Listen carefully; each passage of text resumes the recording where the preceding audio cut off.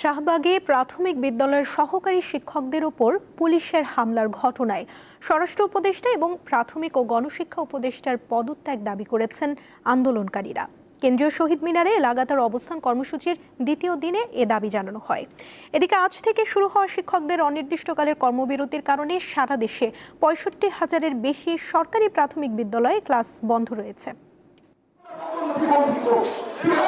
দশম গ্রেডে বেতন ভাতা, শতভাগ বিভাগীয় পদোন্নতি এবং চাকরির 10 ও 16 বছর পূর্তিতে উচ্চতর গ্রেড প্রদানের দাবিতে শনিবার থেকে রাজধানীর কেন্দ্রীয় শহীদ মিনারে লাগাতার অবস্থান কর্মসূচি পালন করছেন সরকারি প্রাথমিক বিদ্যালয়ের সহকারী শিক্ষকরা।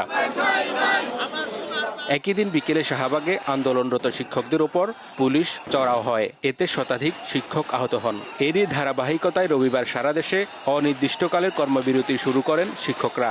এতে প্রায় 1 কোটি শিশু শিক্ষার্থীর ক্লাস বন্ধ হয়ে গেছে। প্রাথমিক শিক্ষক দাবি বাস্তবায়ন পরিষদ এই কর্মসূচি ঘোষণা করে। শিক্ষকদের উপর হামলায় তীব্র ক্ষোভ প্রকাশ করেন সহকারী শিক্ষকরা। দশম গ্রেড চাই এবং 10 ও 16 বছরের ভিত্তিতে আমরা উচ্চতর গ্রেড চাই এবং শতভাগ পদোন্নতি চাই।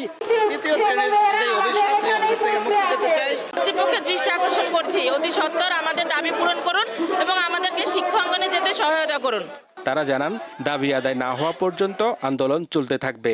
প্রাথমিক ও গণশিক্ষা উপদেষ্টা মহোদয়ের পদত্যাগ এবং রাজপথে যে রক্তাক্ত হলাম তার উপযুক্ত কারণ এই শহীদ মিনারে দিতে হবে।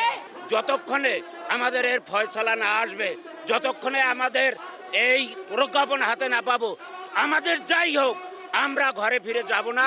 বার্ষিক পরীক্ষার ঠিক আগ মুহূর্তে শিক্ষকদের এই আন্দোলনে সৃষ্ট পরিস্থিতিতে শঙ্কায় অভিভাবকরা।